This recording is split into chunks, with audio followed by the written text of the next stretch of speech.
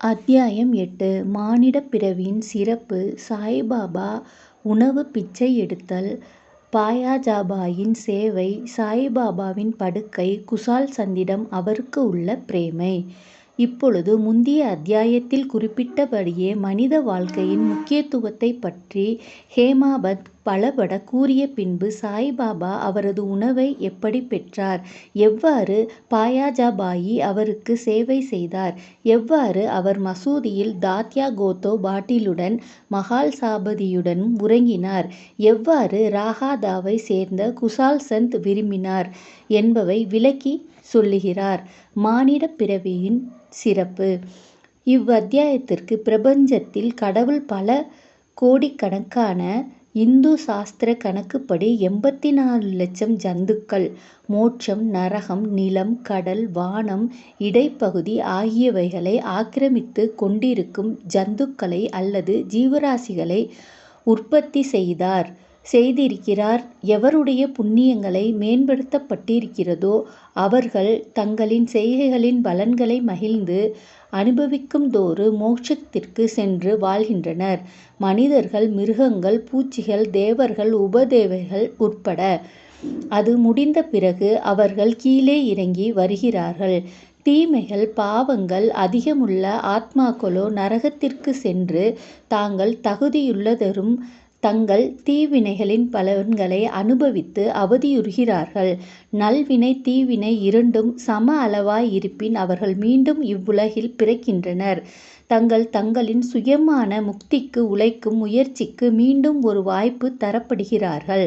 முடிவாக தங்கள் நல்வினை, தீவினை இரண்டுமே முழுமையாக அகற்றப்படும்போது அவர்கள் சுதந்திரமடைந்து விடுவிக்கப்பட்டவர்களாகின்றனர். ரத்தின சுருக்கமாக உரைத்தால், அவரவர்களின் செய்கைகளுக்கும் நுண்ணறிவு மனப்பண்பாட்டிற்கும் ஏற்ப பிறவிகளைப் பெறுகிறார்கள். மானிட உடம்பின் தனிச்சிறப்பு. நாம் அனைவரும் அறிந்தபடியே சர்வ சீவராசிகளும் 4 விஷயங்கள் பொதுவானதாகும். அதாவது உணவு, உறக்கம், பயம், புணர்ச்சி முதலியவை ஆகும். மனிதனுடைய விஷயத்தில் அவன் ஒரு சிறப்பான சாமர்த்தியத்துடன் இயற்கையாகவே ஆக்கப்பட்டிருக்கிறான். அதாவது மற்ற எல்லா பிறப்பாலும் அடையப்படாத இயலாத ஞானத்தின் மூலம் அவன் கடவுள் காட்சியை பெறலாம். இக்காரணத்திற்காகவே தேவர்கள் மனிதனது உரிமையை குறித்து பொறாமைப்படுகிறார்கள். தங்கள் முடிவான விடுதலையை பெறுவதற்காக மானிடர்களாக பிறப்பதற்கு ஆவல் கொள்கிறார்கள்.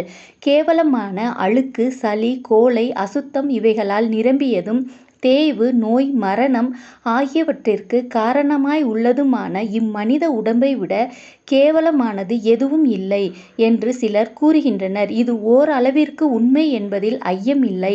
இவ்வாறான குற்றங்கள் இருப்பினும் இம்மனித உடம்பின் சிறப்பான மதிப்பு என்பது ஞானத்தை அடைய மனிதனுக்கு ஆற்றல் இருக்கிறது என்பதே ஆகும்.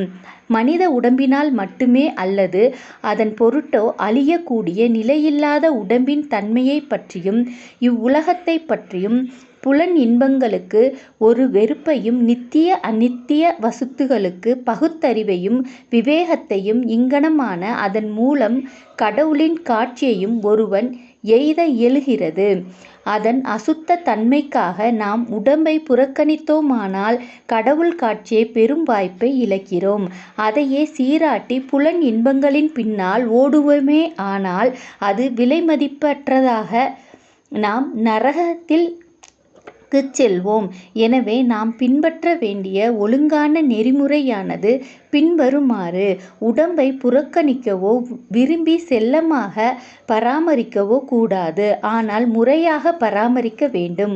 குதிரையில் சவாரி செய்யும் ஓர் வழிப்பயணி தான் போகும் இடத்தை அடைந்து வீடு திரும்பும் வரைக்கும் தனது குதிரையை எவ்வாறு பராமரிக்கிறானோ அதையொப்ப இவ்வுடம்பை பராமரிக்க வேண்டும்.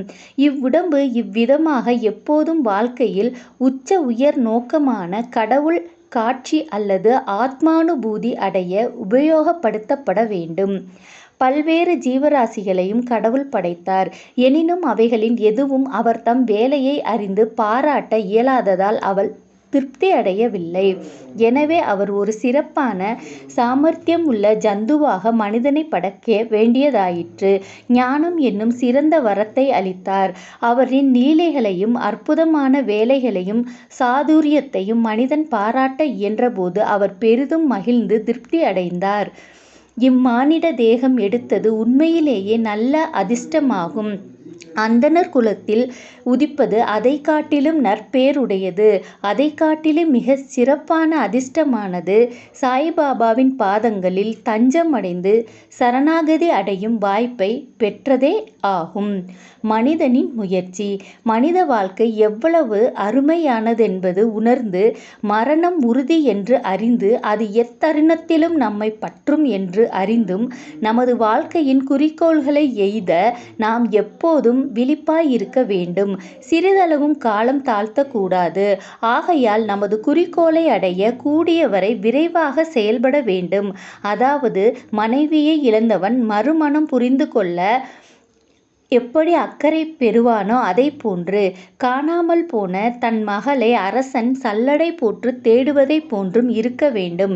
எனவே நமது இலக்கை எய்த நம்மிடம் உள்ள எல்லா ஊக்கத்துடனும் விவேகத்துடனும் நாம் பாடுபட வேண்டும்.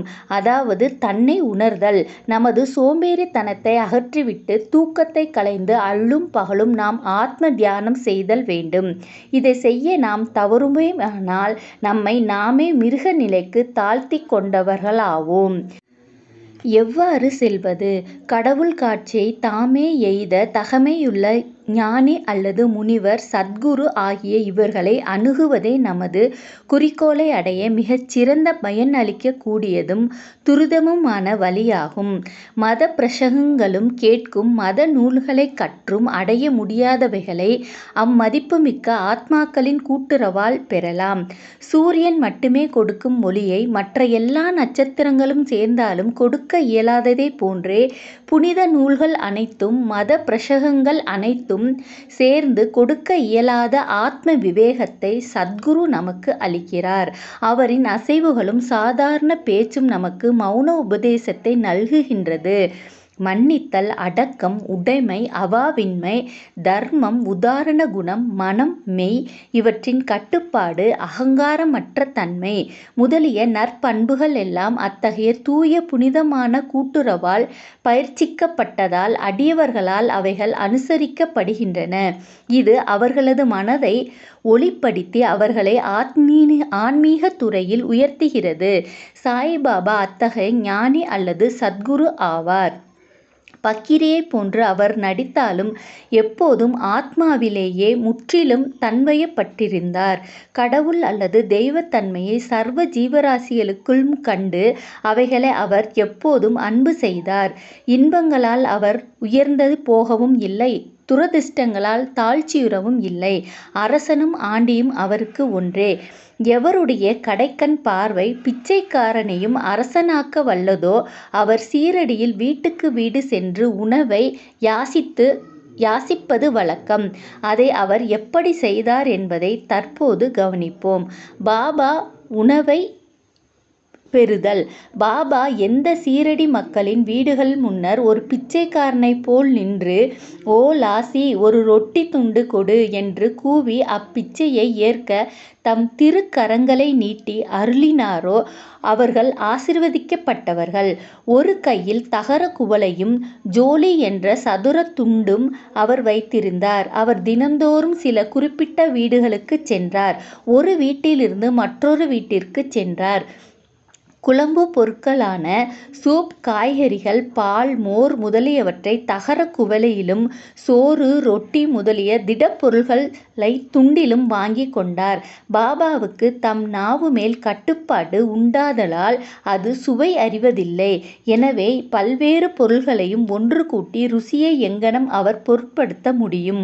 துண்டிலும் தகர குவளையிலும் கொண்டுவரப்பட்ட எல்லா உணவுப் பொருட்களும் ஒன்று கலக்கப்பட்டு பாபாவால் அவர் மனம் நிறைவெய்தும் வண்ணம் பகிர்ந்து உட்கொள்ளப்பட்டது. சில குறிப்பிட்ட பதார்த்தங்களின் சுவையானவையோ மாறாகவையோ இருப்பின் பாபா தமது நாக்கு முழுவதும் சுவையுணர்வையே இழந்துவிட்டதைப் போல கவனிப்பதே இல்லை. பாபா மதியம் வரை பிச்சை எடுத்தார். ஆனால் பிச்சை எடுப்பது மிகவும் நியதியில்லாதிருந்தது. சில நாட்களில் சில சுற்றுகளை சென்றார். சில நாட்கள் பகல் 12 மணி வரையும் எடுத்தார். இவ்வாறு சேர்க்கப்பட்ட உணவு ஒரு சட்டியில் கொட்டப்பட்டது.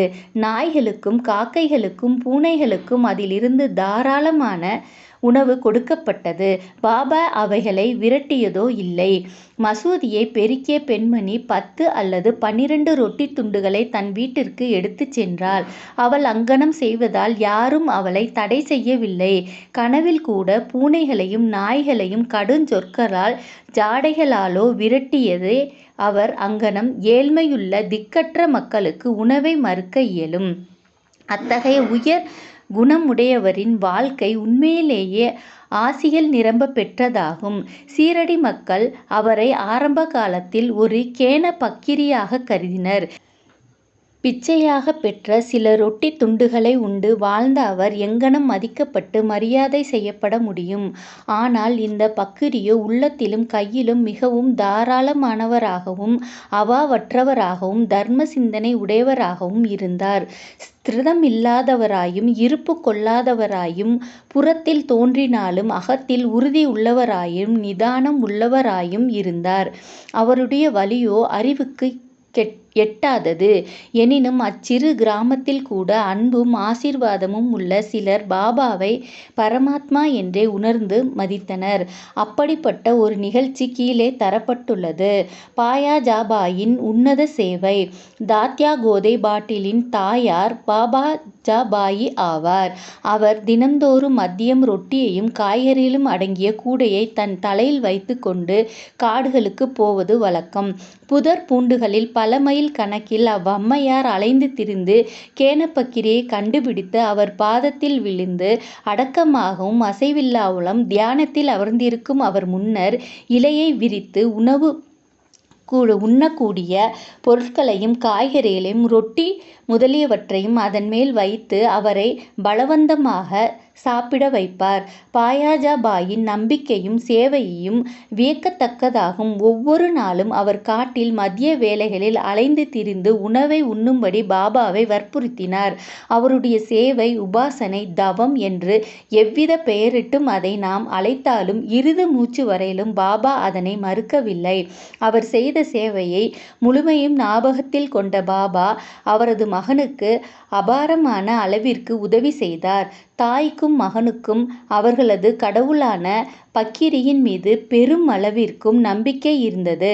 பாபா அவர்களிடம் அடிக்கடி ஆண்டித்தனமே உண்மையான பிரபுத்தன்மையாகும். ஏனெனில் அது எப்போதும் நிலைத்திருக்கிறது. புகழ்பெற்ற பிரபுதனம் எல்லாம் நிலையற்றவை என்று கூறுவார். சில ஆண்டுகளுக்கு பின்னால் பாபா காட்டுக்கு போவதை விட்டுவிட்டு கிராமத்தில் வசிக்கத் தொடங்கினார். தமது உணவை மதியத்திலேயே உட்கொள்ளத் தொடங்கினார். அதிலிருந்து பாயாஜாபாயின் காடுகளுக்கு சுற்றி அலையும் தொந்தரவு முற்று பெற்றன. மூவரின் படுக்கை இடம். எவர்களிடம் உள்ளத்தில் வாசுதேவர் உரைகிறாரோ அந்த ஞானிகள் எப்போதும் ஆசீர்வதிக்கப்பட்டவர்கள். அத்தகைய ஞானிகளின் கூட்டுறவை பெறும் நம்மையுடைய பக்தர்கள் ஆசீர்வதிக்கப்பட்டவர்கள். தாத்யா கோதே பாட்டில் பகவத் மகால் சாபதி என்ற அத்தகையரான இரு அதிர்ஷ்டசாலிகள் சாயிபாபாவின் கூட்டுறவை சமமாக பங்கிட்டு கொண்டனர். பாபாவும் அவர்கள் இருவரையும் சமமாக நேசித்தார். இம்மூவரும் தங்கள் தலைக்கு கிழக்கு மேற்கு வடக்கு நோக்கி இருக்கும்படியும் தங்கள் கால்கள் எல்லாம் சந்திக்கும்படியும் மசூதியில் தூங்கினர். தங்களது படுக்கையை விரித்து அதன் மீது படுத்துக்கொண்டு பல விஷயங்களைப் பற்றி அரட்டையடித்து கொண்டும் பேசிக்கொண்டும் நள்ளிரவு நெடும் நேரம் வரை படுத்திருப்பர். அவர்களுள் யாருக்காவது தூக்க அடையாளம் தென்பட்டார் மற்றவர்கள் அவர்களை எழுப்பிவிட வேண்டும். உதாரணமாக தாத்யா குரட்டை விடத் தொடங்கினால் பாபா உடனே எழுந்திருந்து பக்கவாட்டில் அவரை அசைத்து தலையை அழுத்தியும், மகால் சபாபதி அவ்வாறு தூங்கினால் அவரை நெருக்கி கட்டி அணைத்தும் அவரது முதுகை பிடித்து விட்டும் கால்களை உதைத்தும் எழுப்பிவிடுவார். இவ்விதமான 14 முழு ஆண்டுகளும் பாபாவின் மீதுள்ள அன்பால் தனது வீட்டிலுள்ள பெற்றோரை விட்டுவிட்டு தாத்யா மசூதியில் தூங்கினார். எத்துணை மகிழ்ச்சியாகவும் மறக்க இயலாததுமான அத்தகைய நாட்கள்! அவ்வன்பை எவ்வாறு அளப்பது? பாபாவின் ஆசியை எங்கனம் மதிப்பிடுவது? தனது தந்தை காலமானதும் தாத்யா குடும்ப பொறுப்பை ஏற்றார். பின்பு தமது வீட்டில் தூங்க ஆரம்பித்தார். ராகாதாவை சேர்ந்த குசால் சந்த் சீரடியை சேர்ந்த கன்பத் கோதே பாட்டீலை பாபா விரும்பினார். அதற்கு சமமாக ராகாதாவை சேர்ந்த சந்திரன் பாட் சேட் மார்வாடியையும் விரும்பினார்.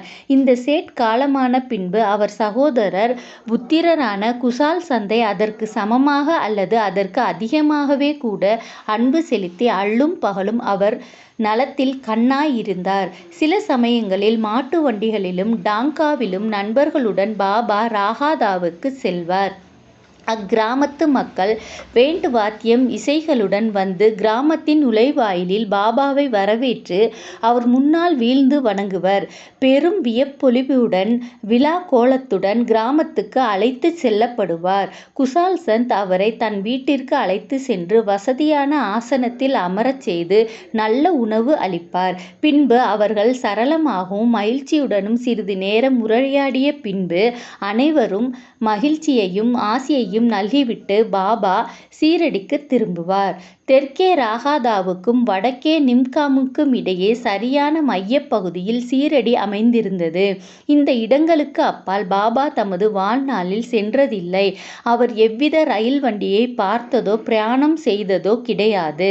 எனினும் எல்லா வண்டிகள் வரும் புறப்படும் நேரம் எல்லாம் மிக சரியாக பாபாவுக்கு தெரியும். தாங்கள் பாபாவிடம் விடைபெற்று கொண்டபோது அவரின் அறிவுரைகளின்படி நடந்தவர்கள் நன்மை அடைந்தனர். இதை மதிக்காதவர்கள் பலவித துர்சம்பவங்களுக்கும் விபத்துக்கும் உள்ளானார்கள். இதை பற்றியும் இன்னும் பல நிகழ்ச்சிகளும் குறித்து அடுத்த அத்தியாயத்தில் காண்போம். குறிப்பு: இவ் அத்தியாயத்தின் முடிவில் அடிக்குறிப்பில் கொடுக்கப்பட்டுள்ள நிகழ்ச்சி குசால் சாந்த் மீது பாபா செலுத்திய அன்பையும் அவர் எவ்வாறு ஒரு நாள் மாலை காகா சாஹிப் தீசத்துக்கு ராகாதாவுக்கு சென்று குசால் சந்தை அழைத்து வரும்படி கூறியதும் அத்தருணத்திலேயே குசால் சந்தின் மத்திய தூக்கத்தில் கனவில் தோன்றி சீரடிக்கு வரும்படி கூறியதும் இங்கு விவரிக்கப்படவில்லை. காரணம் பின்வரும் 30ஆம் அத்தியாயத்தில் அது விவரிக்கப்பட்டிருக்கிறது. ஸ்ரீ சாயியே பணிக. அனைவருக்கும் சாந்தி நிலவட்டும்.